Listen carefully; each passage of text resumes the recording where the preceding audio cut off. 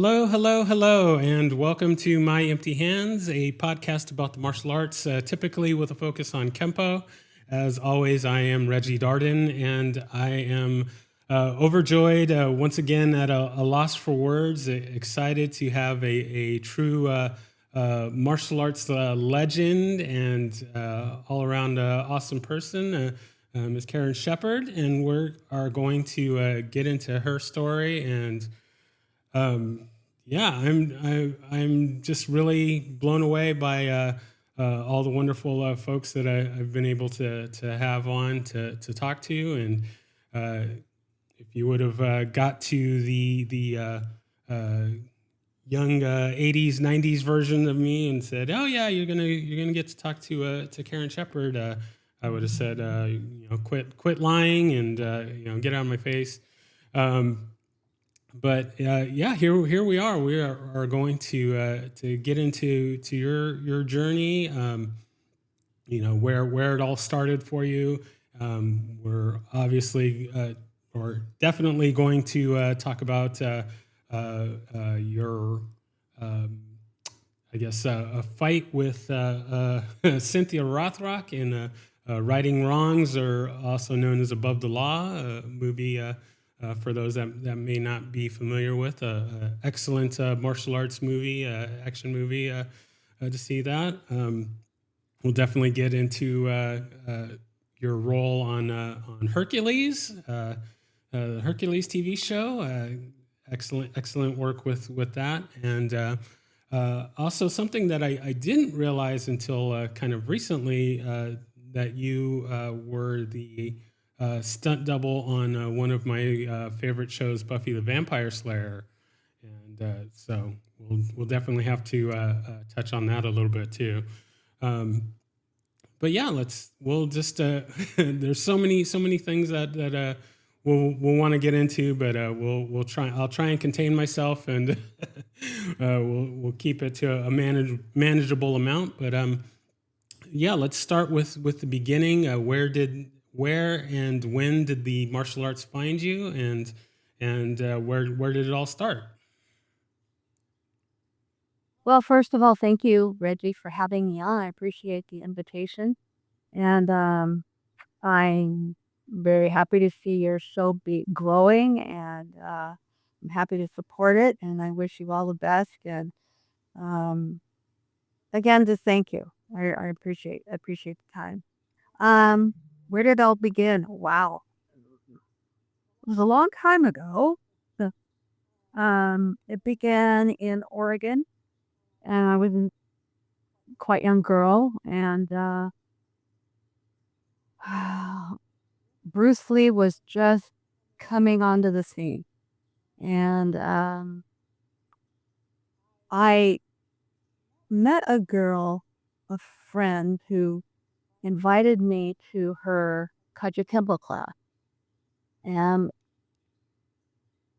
that was really a whole story in itself. The way that happened is like, um, oh, no, I have to backtrack. How it started was I had a credit for a class that I had to fill. Um, on my schedule, and they posted like the classes on this big board, and I had to fill one credit, and I'm looking on the board, what's left? Well, everything's been kind of filled except look at up there, there's karate. Karate. We're talking like 70s. So I thought, well, that sounds really exotic. I don't know anybody doing karate. So I think I'm just going to give it a try. It's an extra credit. I have to fill whatever. So I took the class, and it happened to be taught by, it was a 3 or 4 months credit I had to fill, and it was a Shotokan style. And the moves to me felt so natural. I was like, not, it's like I had done it before. And at the end of the course, the instructor, who also had a karate school in the town where I live, said, you really should pursue this, and you should come take classes and go for your, belt rankings and do all that. And, well, I couldn't afford it, and my father couldn't afford it. My parents couldn't afford it. My dad was a professor at the University of Oregon, and but we were on a tight budget. And for this me as young as I was, and as interested in everything I was, he thought it was a passing phase, and so he said, "No, we can't afford to do that." Um, so I passed on that, and then later on, I met a Chinese Tai Chi teacher. So we teaching Yang style for extra money on the side, because he was going to the university, and he asked, and he said, "Come to try out my Tai Chi class." So I did that, and everybody was a lot older than me, but I really loved it because it was, like I said, it was Yang style, and it was he taught the application. It wasn't just for meditation or, relaxation, but he taught the applicable moves, like what animal you're mimicking and what the fighting application for the move in the Tai Chi form was for. And I thought that was so fascinating. And he would do it really fast. Like, I mean, we learned it slow, but he would do the Tai Chi form fast with ferocity. And that just like, wow, that's really cool. And then I'll fast forward, then I finally got in college, and I met a girl who we sat down together in this course, and she turned to me and said, "This is going to be a really hard course. Do you want to?" And it happened to be in Chinese language. Um, And she turned and said to me, "I'll help you study through this if you help me." And so we became really tight friends. And she had been taking Kaju Kempo with the karate club that was on the campus. And she said, "Why don't you come to, my Kaju Kempo class?" And I don't know what Reddy, this is really one of those inexplicable things that, only I think God had planned for me, because we stayed up all night long. She had me go to her house. She had a pattern made out of newspaper that was for a Kempo uniform. I mean, with the traditional Mandarin collar, which is what Kaja Kempo used. But it was black gi, basically. And we stayed up all night long, and she helped me sew this gi. Even before I went to a class, she said, you have to wear this. We have to make this for you." We stayed up all night, and she was a meticulous person. Everything. I mean, her house was meticulous. He was a meticulous cook. She was perfect at everything she did. She was just like really focused. She ended up being the first female um, detective in Portland, Oregon. And it was just really incredibly energetic. Anyway, so we made this perfectly double stitched flat felled seam black uniform, and I showed up the next day to the first Kaji Kempo class, and that was it. Then that was it. I just knew I was where I belonged, and I loved Kaji Kempo, and especially a form. But we did everything, and we trained hard. We trained old school. We're talking about Professor Adriano Imparato style, blood, sweat, and tears. And then I just started competing. I did some fighting, but I excelled in forms, and I just started winning. And I was very shy. I was young. I was very shy. Um, I was underestimated. Nobody ever thought that, really paid a whole lot of attention to me, except for quite a few of the men in the class. Really, there were only 2 or 3 women, and they really didn't want them there. So they were kind of extra hard on us, trying to get us to quit. Well, that's not me. So I just kept going, and I kept competing, and nobody would watch me though. They wouldn't come to my ring and watch me compete. So afterwards, I go and tell my instructor, "Look, I won first place. Here's my trophy," or whatever, and they'd be shocked, like, "Wow, really?" And to me, it was like really, it was really cool. Um, I wasn't like proud. I was just like, well, this is a kind of how, yeah, this is kind of how it's supposed to be. I love doing forms um, and it was enjoyable. I wasn't nervous. It was fun. I had this very innocent kind of attitude about it until I started advancing, and then the competition. I started going up in ranking, and at this time, then Bruce Lee was definitely on the scene, and I was going to every single movie he made, and I was kept recording them at the drive-in movie theater. I was going home, and I was mimicking his sounds and the moves, and I was like, "I wanna be the first female Bruce Lee, man, that's what I wanna do so bad." And, that's kind of how it all started. And then, of course, I ended up moving because I saw Eric Lee, Malia DeCoscos, Al DeCoscos on stage in San Francisco in 1970. I can't remember. So long ago. It was the last. Wait a minute. Um,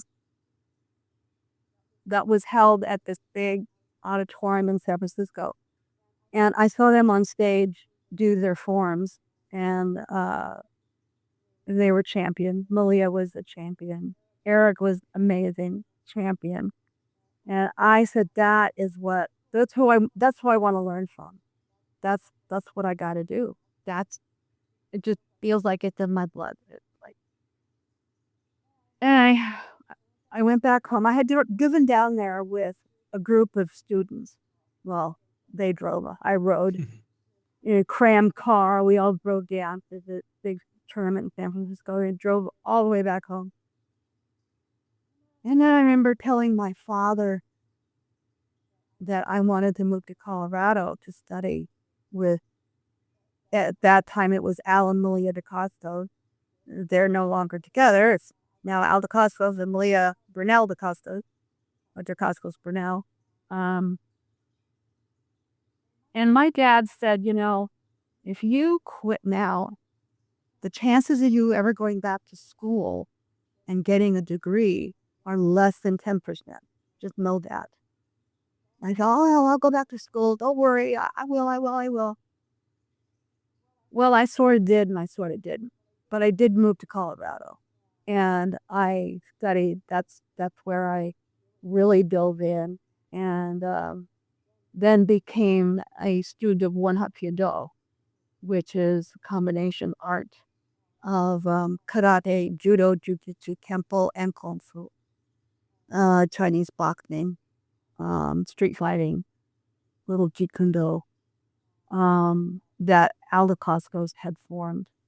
And it was like nothing I had ever seen, but it allowed a freedom of movement. The system allows for, if you have something to bring to it that makes this technique better, to do it, right? It's not a regimented, it's an ever-growing system. In fact, Sifu, I call him Sifu. He's Grandmaster Alakazbe. I call him Sifu because he's my Sifu.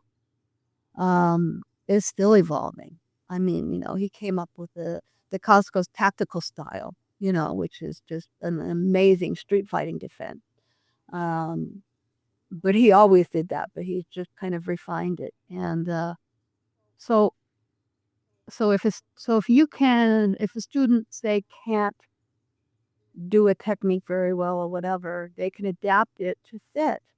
So that kind of freedom and of expression physically for me was really where it was at. I wasn't satisfied with the regimented movements of like say Shotokan or the regimented system.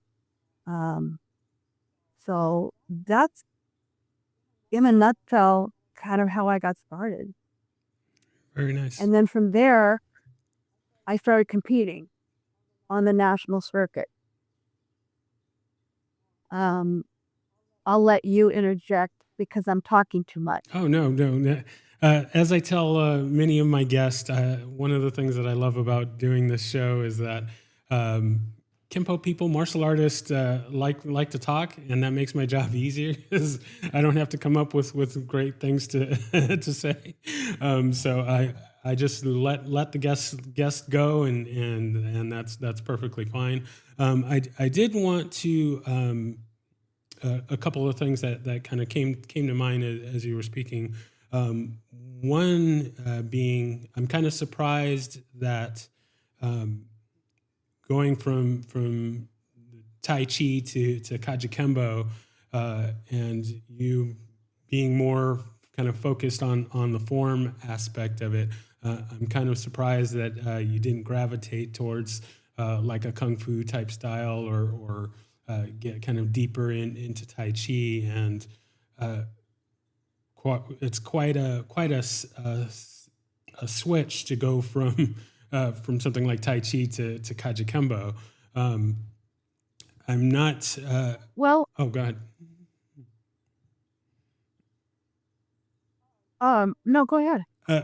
Well, just kind of from what I know of Kajikembo, uh, and especially at the time when you started training in it, that's those really kind of the down and dirty fighting, street fighting, street self defense, and I'm not familiar with kind of how many forms and things like that they have in Kajikembo, but um, if I'm thinking about doing forms, Kajikembo would not be the first art that comes to mind. So I'm interested in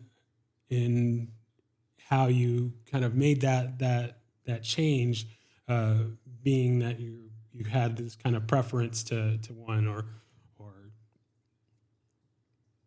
Well, as I explained when I was doing Tai Chi, when the particular Tai Chi teacher that I had was more of the offensive style of Tai Chi and would display the fighting techniques, but in these beautiful movements. I mean, just beautiful.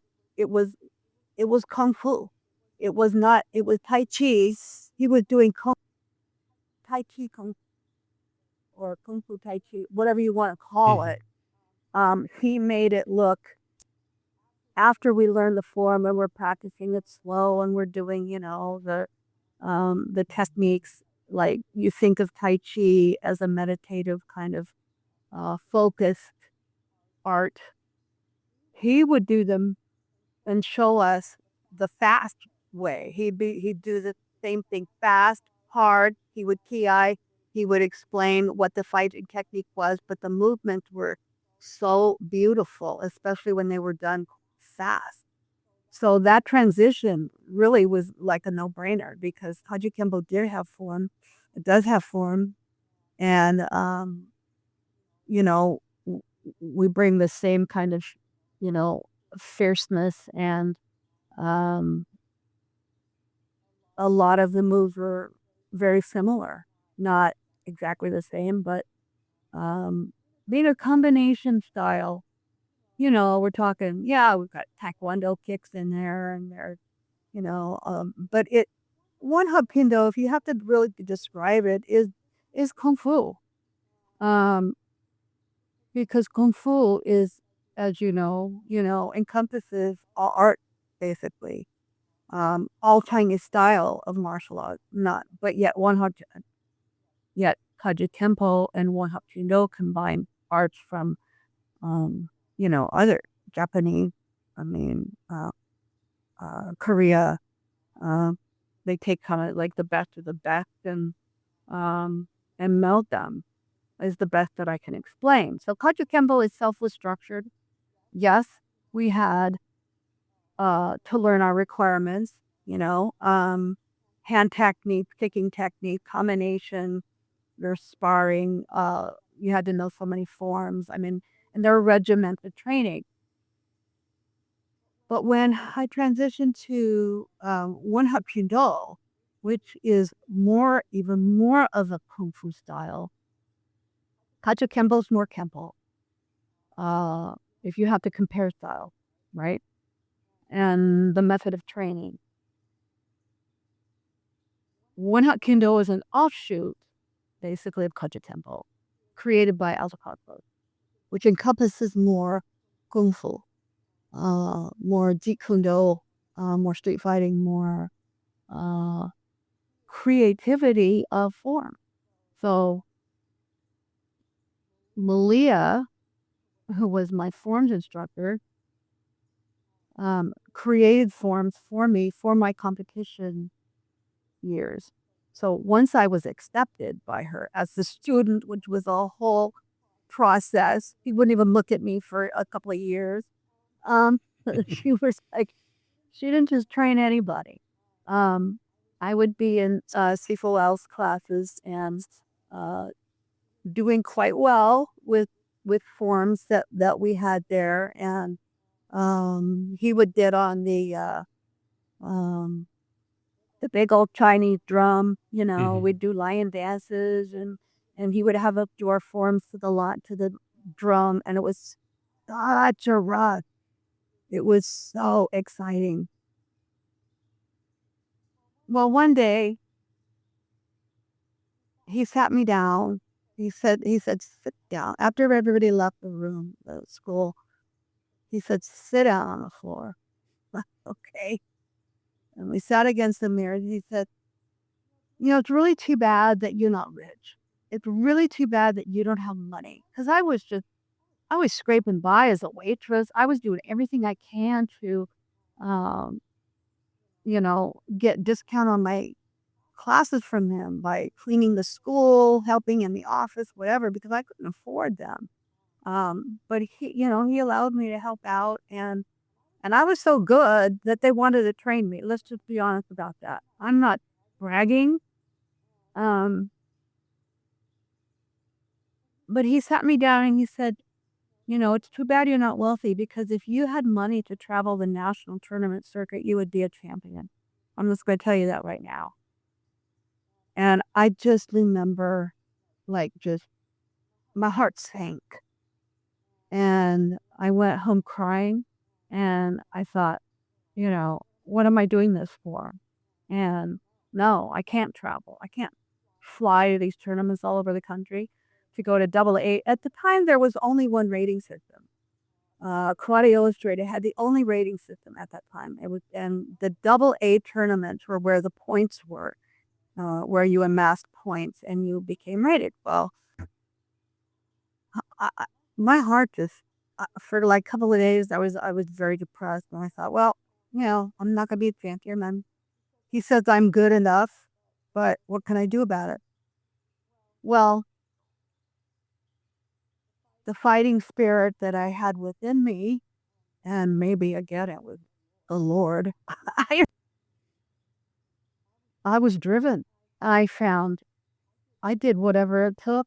I took extra job, and I started drive. If I had to drive, if I had to find a ride, if I had to take a bus, a train, uh, find a cheap air flight. I went to the double A rated tournaments that amassed the most points for first place,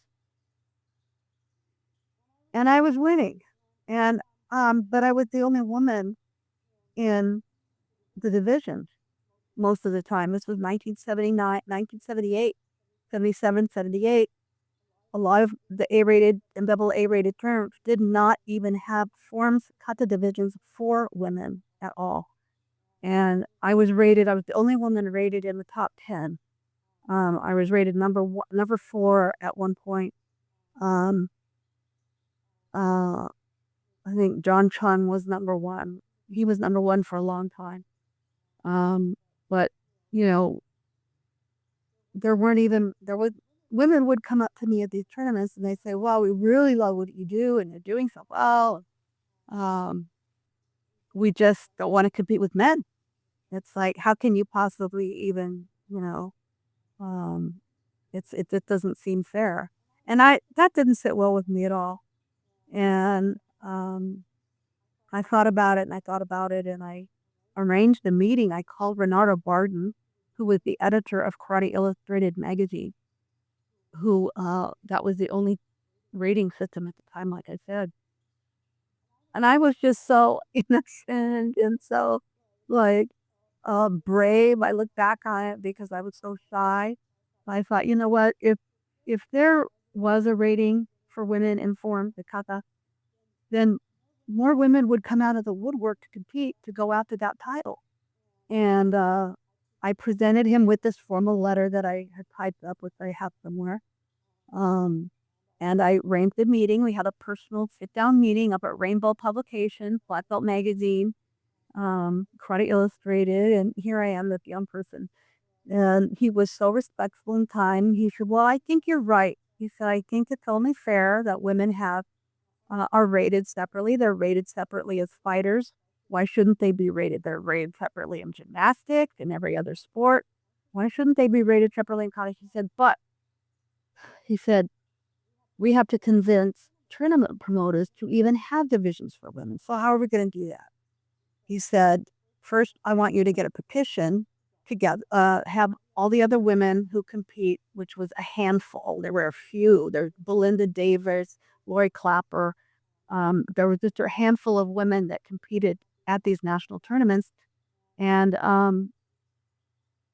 so I contacted everybody that I could. They signed the petition. Yes, we want to have women form. But then I had to convince the promoters. So I go up to people like Joe Corley, like my third, I think, 19, had to be 1978. Uh, I think my second or third time in Atlanta. And, I explained to him the situation. This is what we're working on. We want you to come here. He had everybody in one division. So it was a ton of men and me and maybe one other woman. Um, he said, well, there's not enough women to pay for the trophy. Like, it's like the cost is not efficient enough to have a division to get the trophies. And I said, you got to trust me on this. If you just do it next year, give it a shot, just think about it. I promise you, women will come out of the woodwork and you'll have your division full of women. So I did that with numerous promoters all around the country. And they started having divisions for women. And so 1979 was the first official ratings for women for Karate Illustrated, which I was number one, which I knew I would be because I had the most points. But the point was that I wanted that in print so that other women could see it and go, oh, maybe I should go after Karen and take that title, right? And thus giving more women participation in tournaments. So I was happy with that. And then I was rated again in 1980, number one. And then the star system came out, Inside Kung Fu in Kick Illustrated had their rating system. So that's kind of like what happened. I'm proud of that contribution because at that time, when we did the studies with Black Belt Magazine, there were only 10% women who even trained in martial arts, let alone competed. So we're talking very few. It was a male-dominated sport. Many women couldn't even, uh, um, didn't have the fortitude for the training. At that time, back in the late 70s, like I said, this was blood, sweat, and tear training. This was not a pat on the back. Oh, you're so good. Here's your stripe on your belt or your trophy. No, you had to earn it the hard way. So, yeah, a lot of women probably, they couldn't, um, didn't have the fortitude to continue. But yet once those ratings came out, and form specifically, then there was a new goal to work for. It wasn't just fighting, which Linda Deadly had like #1 all the time every year for like 100 years. She's gonna laugh if she hears this, that I called her 100 years old. She's a good friend. I love her to death. I love her so much. Um, but finally women had ratings in form. So that made me really happy. And then I got my first film offer midway through 1981. Oh, I had to backtrack. I was the first woman to win grand champion at the U.S. Open in St. Petersburg, Florida, which was a big deal because no woman had ever won grand champion before. And I beat John Chung, George Chung, and Nice. Anthony Tan, and all the old guys, right? Not old guys, but the really great one.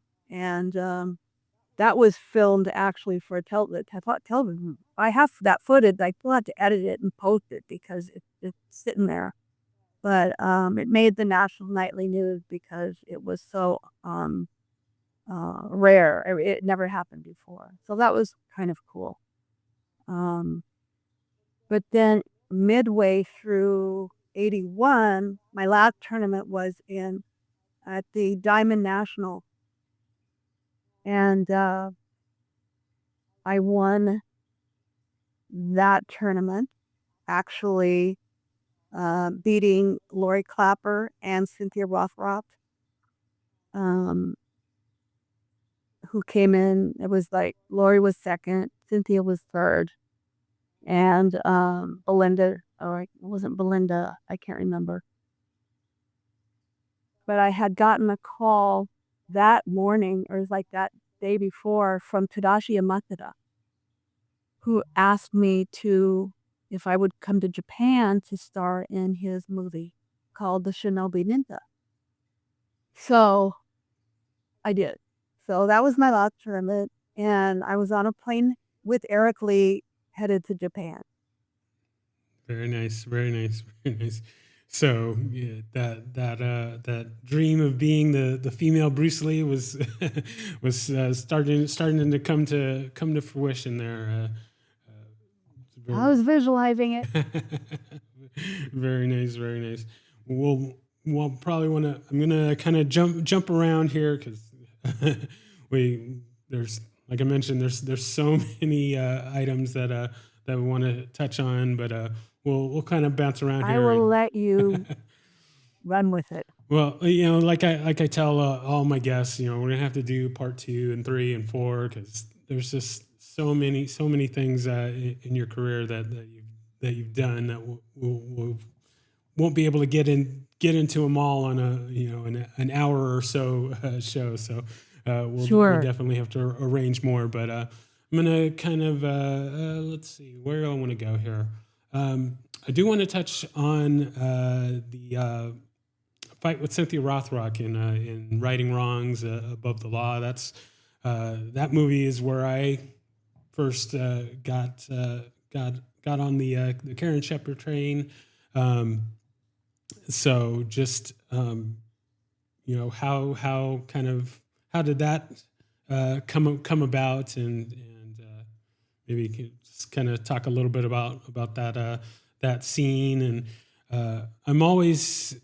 it's always interesting to me, looking at the kind of the Hong Kong action style movies, especially those in the 80s, where you just kind of see the things that they're doing, the choreography and the stunts, and then you look at the American movie side. We're catching up, but just kind of the things that they were doing, I always look at it as just like, how did they get away with this? Because I'm sure the insurance people are not exactly happy with the kind of stunts and things that they're doing in those movies. But just was it a huge kind of shock to to how they do things, or well, I guess I mean, I guess at that point in your career, maybe you hadn't had a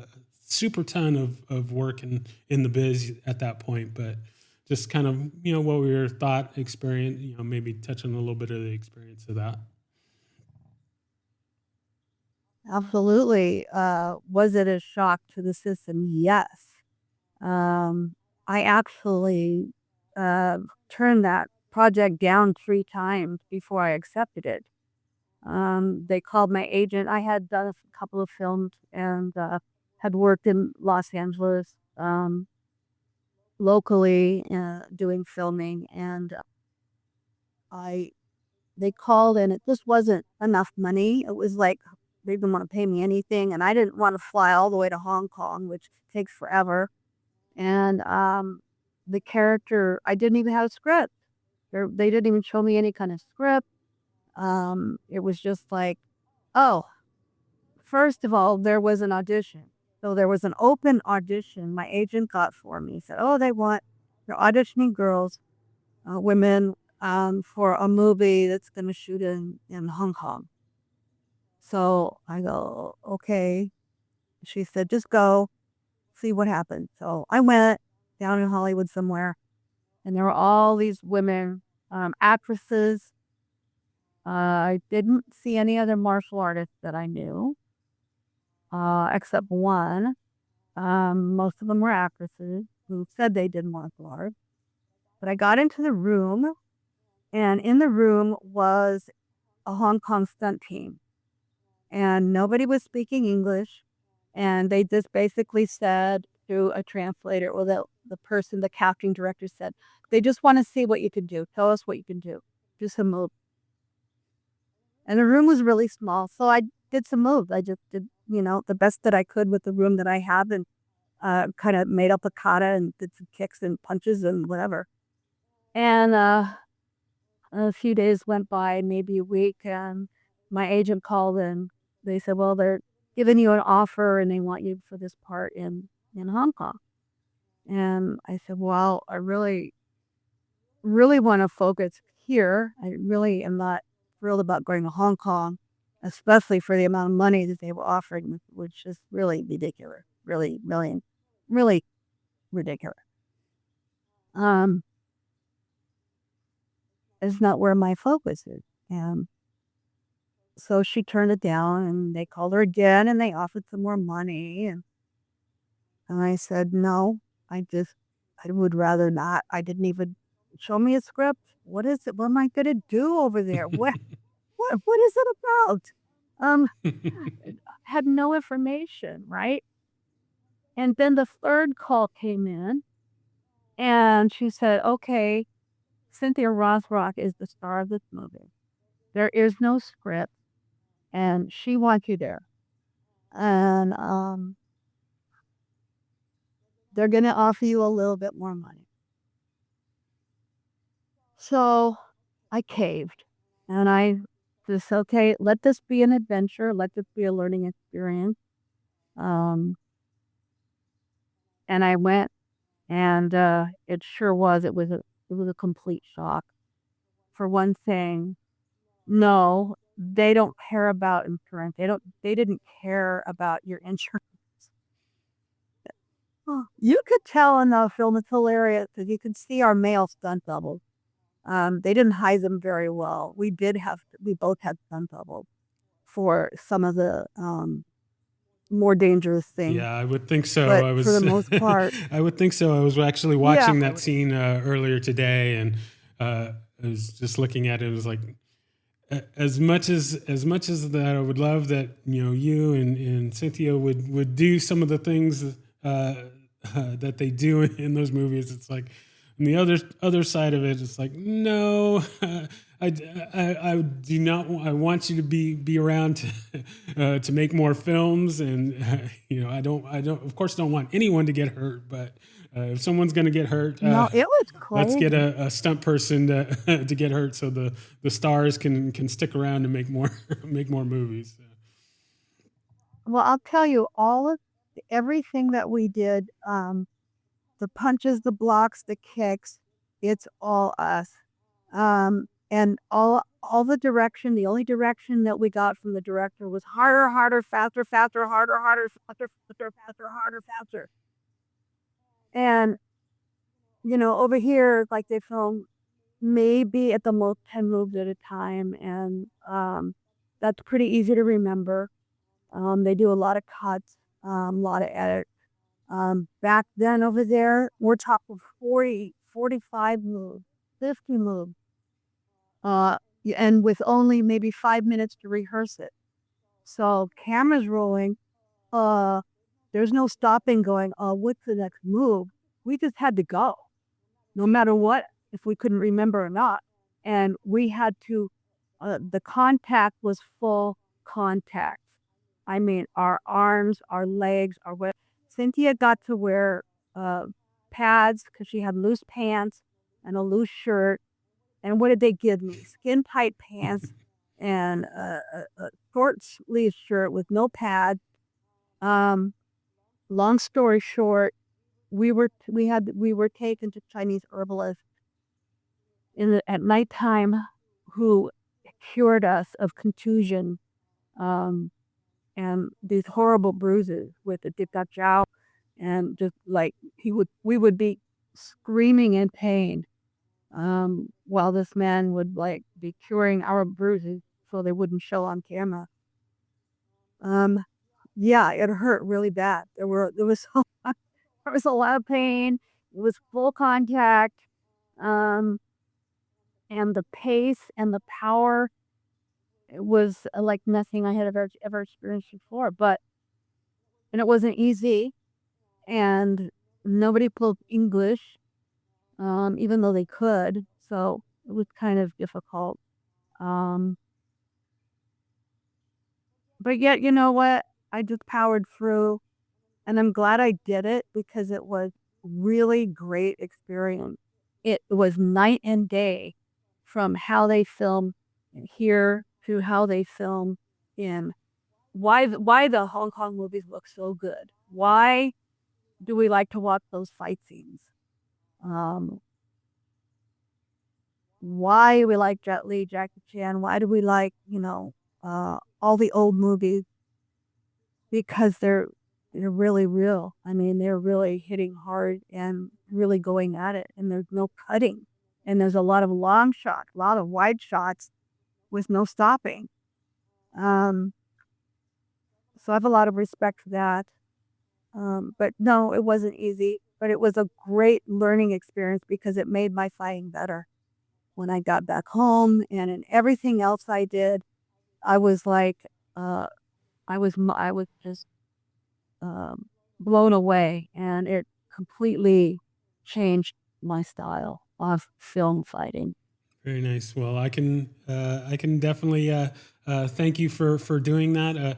It's one of the things that I love about getting to talk to people in the biz, is that, and just kind of in my own general fandom of movies and things like that, kind of hearing some of these inside stories. So knowing that, hearing that you turned it, that it almost didn't happen. Really kind of blows my mind. There's a lot of just not only in martial arts movies, but just in all kinds of movies in general. There's a lot of the most iconic scenes in just about every movie almost didn't happen. Usually because of things like the studio, the penny pinchers and the bean counters don't want something, or they go, oh well, we have our little focus groups that say that this thing shouldn't be in the movie, but the directors, the actors, the writers, the people that stick to their guns and go, this needs to be in the movie, and it pays off in the end. So I'm excited to hear that you stuck with it and got the assist from Miss Rothrock there and made that incredible scene. I mean, the whole movie itself. So for the listeners out there, if you have not seen this movie, go do yourself a favor. It's got Great fight scenes, great action. It's just a great movie. It's called Above the Law or Righting Wrongs. Um, uh, Goes by different titles, but great movie. So definitely check that out. But your story kind of reminded me. Yeah, there and Oh, then God.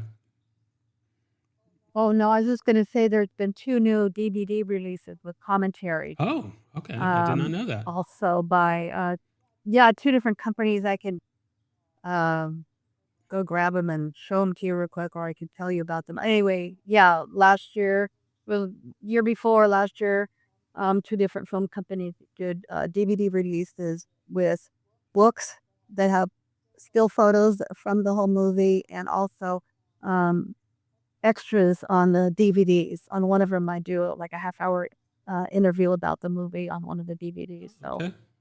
keep an eye out for those because 'cause they're a little more complete and give a little more information for fans who really appreciate that kind of, film. If the fans of Yoon Bu and, Corey Yuen, the director, does a lot of, interviewing about it. Oh, very nice. I'll have to get my hands on those. So uh, get more of that goodness. Actually, come to think of it, it's been a minute since I watched the movie, so I'm gonna have to cue that up and rewatch that here pretty soon.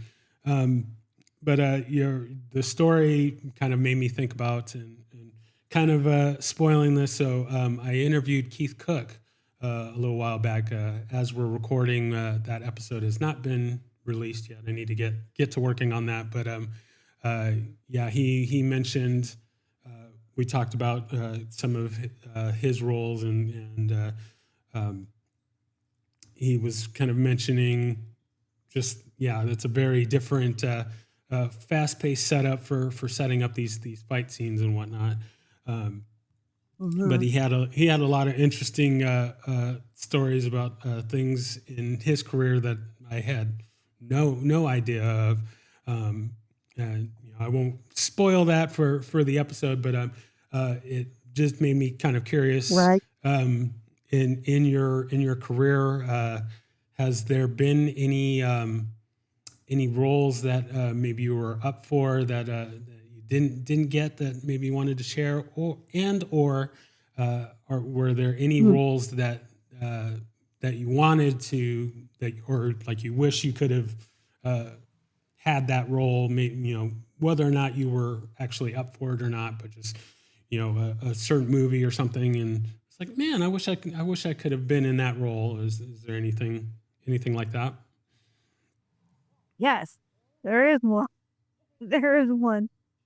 Um it was early in my career. I hadn't lived in LA very long. I had only done a few movies, but I was called to audition for a James Bond movie called Octopussy, and I would play the lead um, um, that ended up going to uh, blanking out on her name Yeah, right now. me But too. anyway, I was a big James Bond fan, and because I used to watch those movies with my dad. We loved James Bond, right?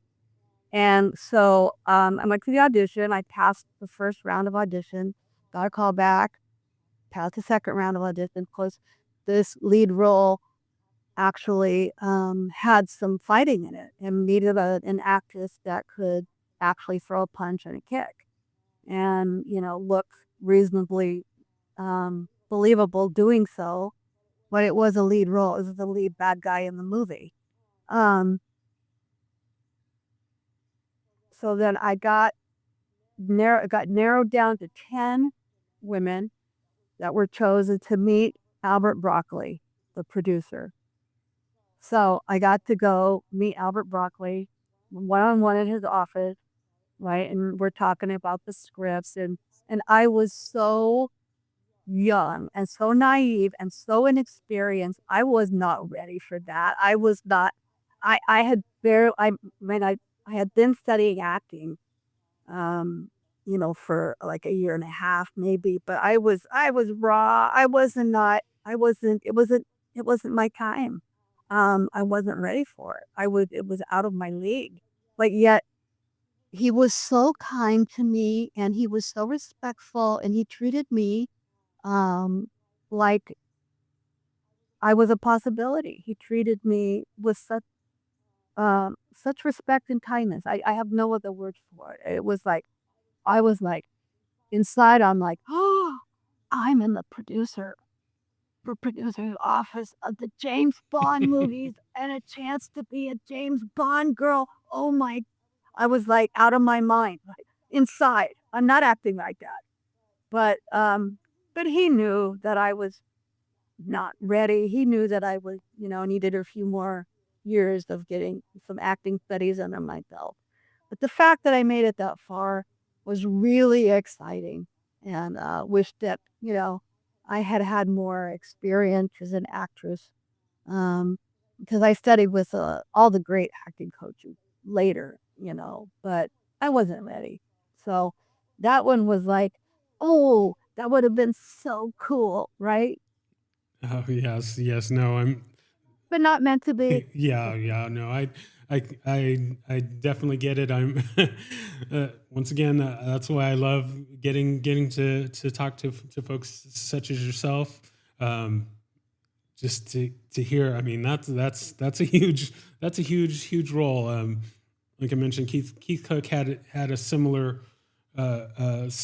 story and something that he was up for that um, unfortunately didn't come to fruition. But yeah, when he brought it up, I was like, I would have never even guessed that was something that was in the pipeline. But yeah, that's huge. So um, man, there's so much. I do want to just get a little bit onto, like I mentioned, Buffy the Vampire Slayer. One of my most favorite shows, and you got to double for Faith on that show, if I understand correctly. Um, That probably the better of the Slayers, I would say, but that's me. But um, yeah, just how was it working on that, and especially in comparison to doing the Hong Kong work. Kind of what was it like for you doing that, and kind of how did that come about? um that came about after I had done quite a few other films. I had made like 3 different films in different parts of the Middle East and around Africa. I travel all over the world and I was working also in LA and I was doing theater. But the acting jobs were not coming in fast enough to pay the bill. I had been asked to double Michelle Pfeiffer in the Batman movie by the stunt coordinator. And I turned that down because I had an offer to star in Eliminator Woman, which is the one we shot in Africa. And that was a starring role, and it was a lot less money. I would have made, you know how much money I would have made doubling Michelle Pfeiffer as Batman? I mean, we're talking like, oh, back then over $100,000 at least. I mean, more. Hmm. Um, just minimum. But again, at the same time, I was offered this starring role, and it was like, I always wanted to go to Africa. Like, are you kidding? That's a slam dunk for me. It's not about the money. Hmm. So I took the job with Gary Trimble, co-starred with Gary Trimble in, it's called Terminator Woman. Some places have it listed as Eliminator Woman. So I was Terminator Woman. We played cops, but we got to film in South Africa, and then I got to go up to Kenya afterwards, which was a dream come true. Um, but then after I got back from all that, things slowed a little bit, and I needed to pay bills. And um, James Liu took me on a what you call a hustle. He was working in the stunt business also to get, more money on the side because, in stunts, the money is massively huge. And depending on what you're doing, you get more money depending on the difficulty of the stunt. So as a side job, it was like, okay, I don't really want to do stunts, but I really need the money. So I went with him. He drove us to a set of Buffy where Jeff Pruitt, the stunt coordinator, was working with Sophia Crawford, who doubled Michelle Gellar. And so we just chatted and talked, and he said to me, we have this new character coming on the show called Faith, and we think you'd be a really great fight double because there's going to be a lot of fights. And I just thought about it and I said, okay, all right, I'll do it. So we ended up doing a lot of fights, and Jeff's style is Hong Kong style. So like all of the wide shots are um Sophia and me doing like 30, 40 moves, like 25 to 30 moves at a time, nonstop. And some of you can see it in some of the TV shows, you could tell it's that, but um, then we go in tight and, throw in the actresses and they would do just a couple of little moves and whatever they needed to make it the audience believe it was really them. But with her and we were Hong Kong style fighting. So it was full contact. I mean full contact. Kicks, punches, everything. The same kind of energy that I had to have in Hong Kong. That's how Jeff worked. That's how we worked on that show, on Buffy and Angel. Um, and then I ended up doing a lot of other things besides fighting as well. I learned how to do other things like jump out of trucks and air rams and climb walls and um, ratchets and whatever. So it was that was a whole chapter, but we had fun. Very nice, very nice. Yeah, we'll get into that more in part 2 and 3 and 4 at another time. But Sure. yeah, no, that was one of the reasons why I loved that show, was because I remember watching the show, and actually even now when I revisit it, it's just like I was always kind of surprised by the action and the fight scenes and things, and like I mentioned with the Hong Kong movies versus the American movies, it's like watching it and thinking, like, wow, we don't usually get this level of intensity in fights in American television, especially on kind of a little silly silly vampire show. Yeah. But I mean, Yeah, it was like the first of its kind, really, as far as the fights go. Nobody else was doing that. yeah, for sure, for sure, for sure. You mentioned Sophia Crawford, and that actually just kind of jarred a thought. Were you ever approached to be on WMAC Masters? No, I didn't. I know people that were on it and have friends that were on the show, but no, I that's not something I wanted to do. Oh, okay, okay, okay. Very, No, very cool, very cool. no, I was just focusing on acting, and I didn't want to do any more. I didn't want to.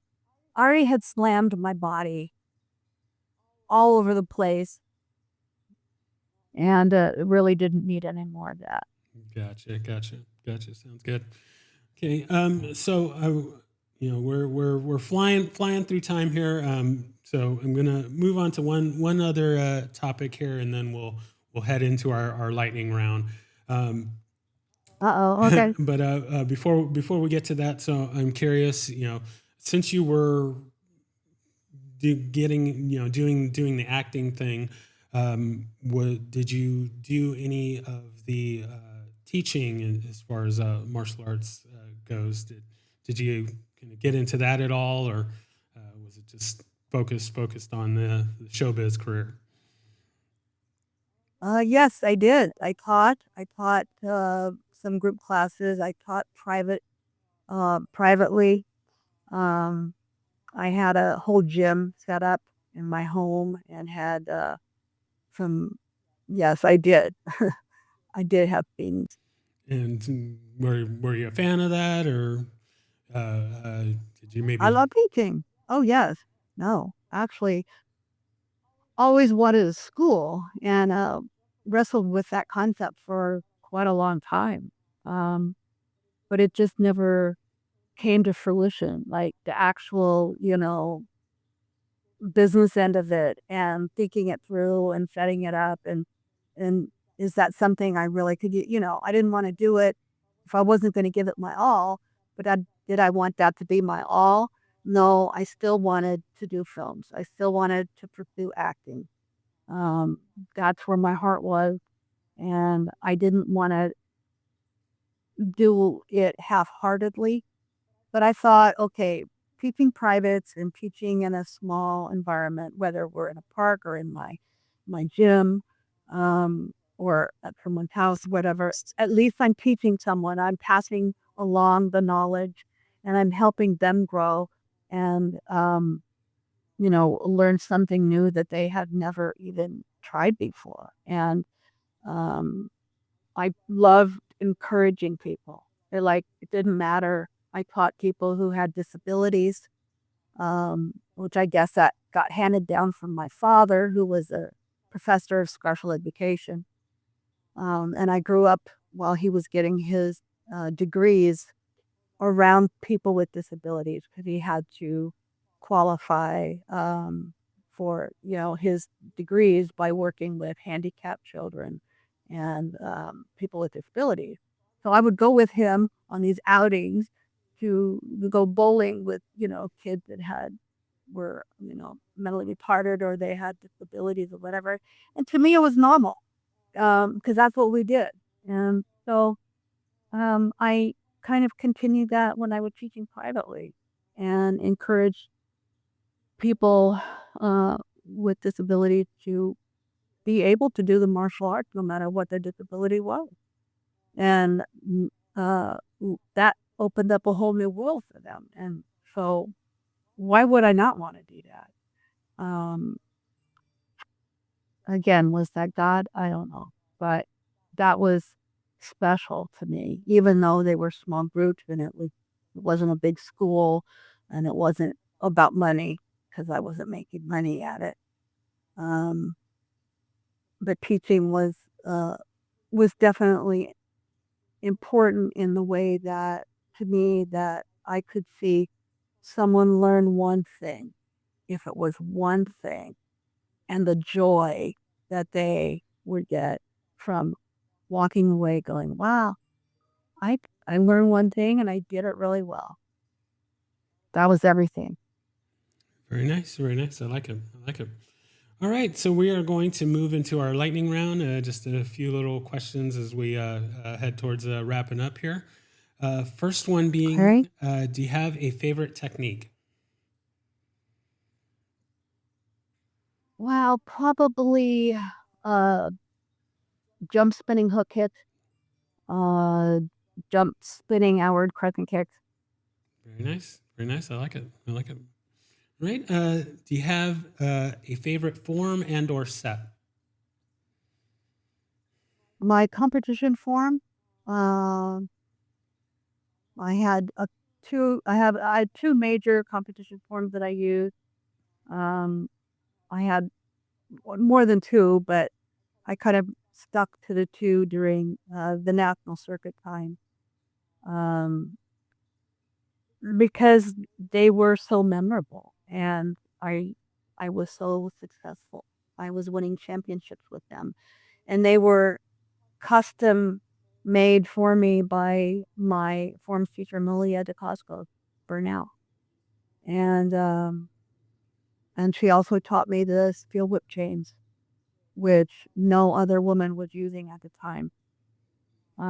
So those two, my steel whip chain form and my empty hand form, from competition are my two favorites. There's some Cousin Kimball forms I really like though too.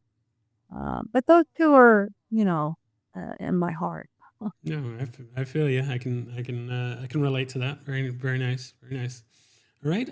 So I guess you may have kind of answered this already, but the next question is, do you have a favorite weapon? Yeah, the steel whip chain, definitely. I love the broadsword. The steel whip chain is my favorite, always was my favorite, first time I ever saw it. And it's interesting, I had some custom made.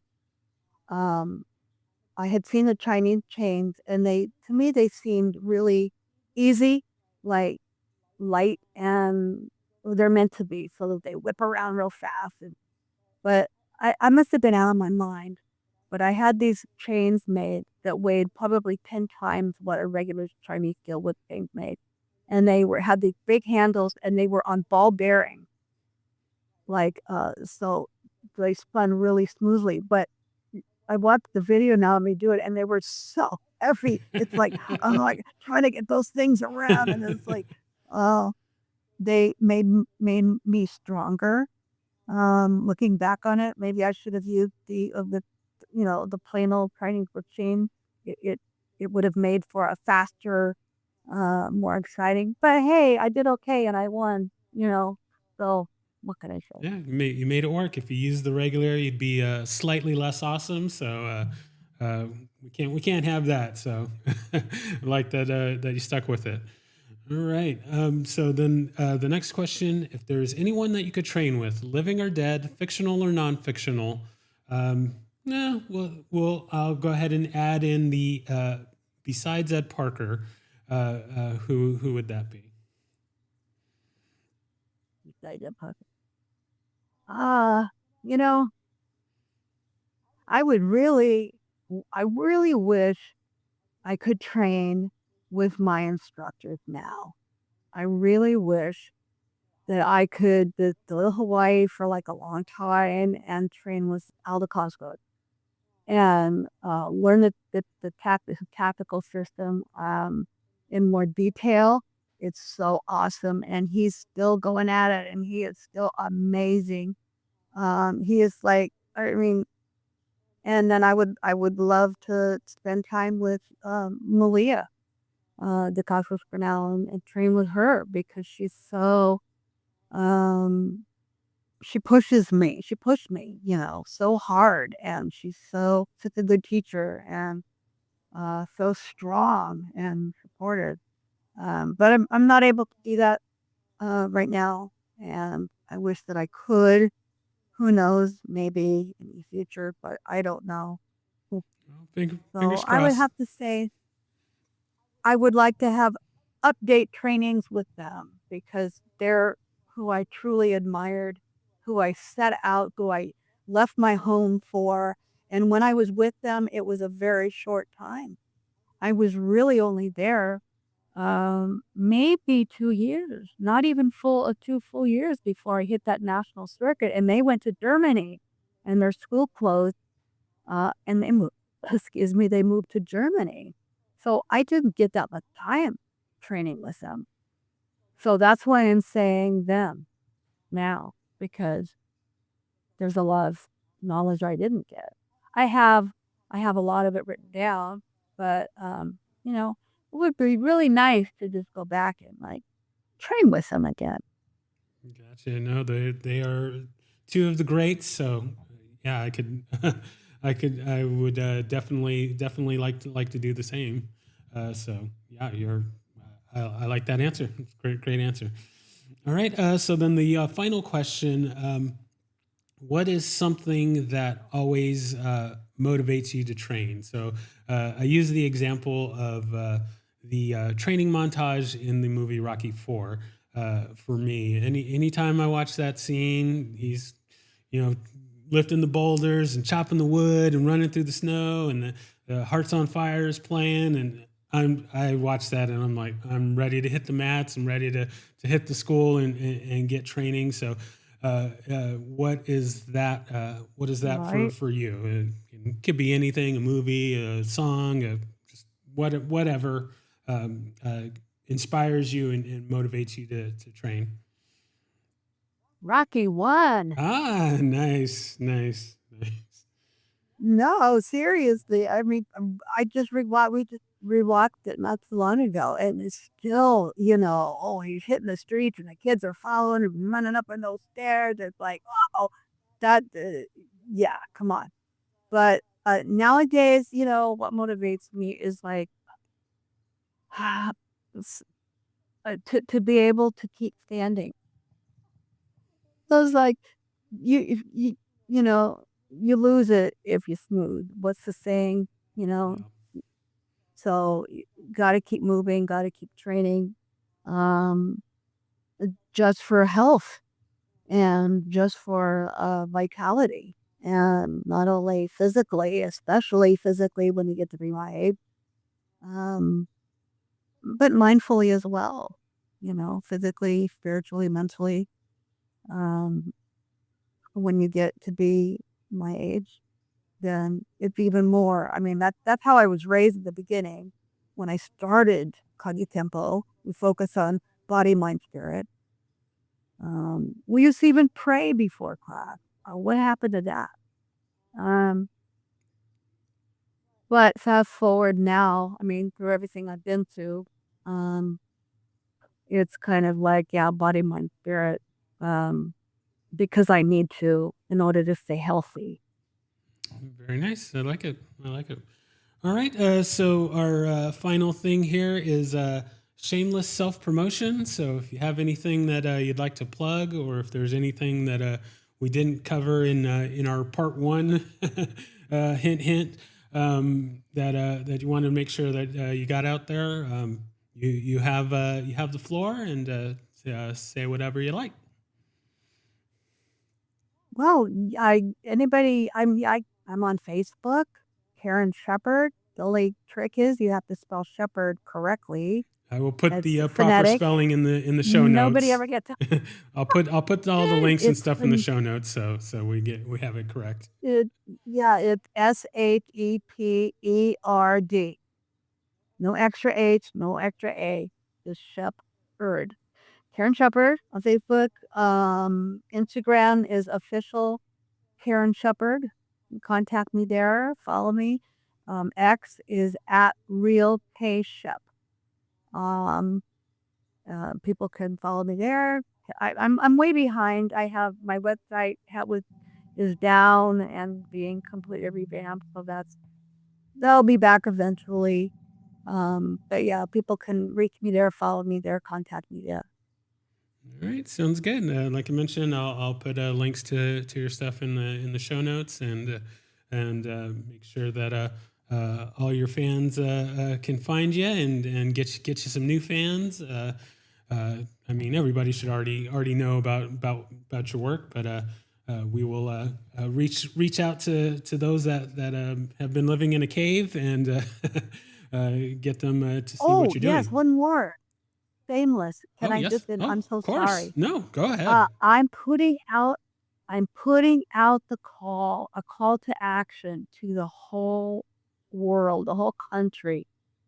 If anybody has any footage of me competing from 1970, 78, 79, 80, um, please contact me via one of those social media platforms. I will pay for the footage. I People are screaming to see my old, but you know what? Back then we didn't have cell phones with cameras. Back then, we didn't even have video cameras. We had these massive, they were just coming out, these massive video, like movie cameras. Nobody had one.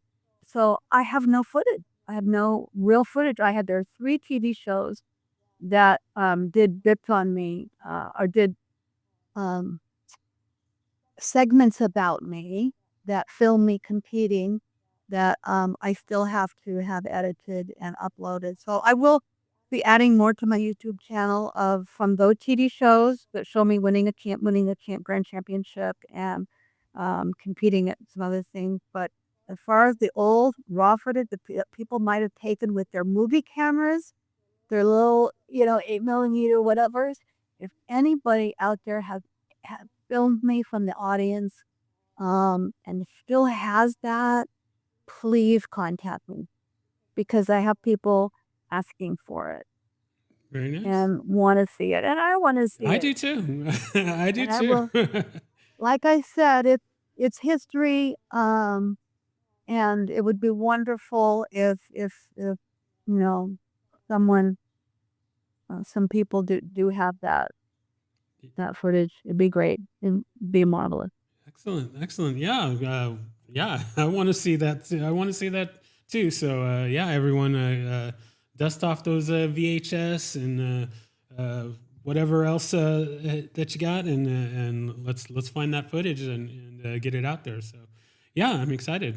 Yeah, and I didn't when I traveled the pyramid circuit. I traveled alone. I didn't have a group of students with me because Sifu Al and Malia had moved to Germany, and I was on my own. And I traveled all by myself, and nobody went with me. I didn't have family with me, so nobody brought cameras or movie cameras, or I didn't even think to have somebody ask somebody to film it on their movie camera and give me a copy. I never even think about it. I was so focused on competition and so focused on being nervous and trying not to throw up in the bathroom beforehand that I didn't think about it. I didn't think about it. I know people film me. I saw the cameras out there. I saw people filming on their little movie cameras. So I know, I'm hoping somebody comes forward with it for me. That'd be, I guess. Anyway, I thank you so much. It's so nice to be able to speak with you. And of course, I'll come back anytime. And I'm sorry if I talk too much. Oh no, like I mentioned, I can't thank you enough, and I will probably try try offline here. Just thank you so much for taking the time to be on and sharing your story. And I've got to go through and rewatch all your stuff again, just to get refreshed on it with this new perspective. And yeah, I we'll definitely have to do this again. I mean, we didn't even touch on Hercules, and No, so yeah, so yeah, we will. no, each story is like a whole show. I mean, Yeah, really. yeah. No, I agree. I will put out a shout out to the Everyday Martial Artist podcast with Brian Doucette. You were on that, so. Yeah, and you did share some of that on your interview with him. So if you all are listening and haven't checked out his show, definitely get on that.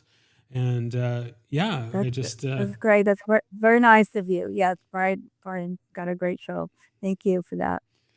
so yeah. Once again, I can't thank you enough, and we will definitely do this again. I can't wait to get this out for everyone to hear, and I will be in touch when this is ready to go out. Great, wonderful. Thank you so much. I really appreciate your time and good questions and letting me go back into the past. Thank you for listening to My Empty Hands. If you enjoyed the show, please share it with a friend.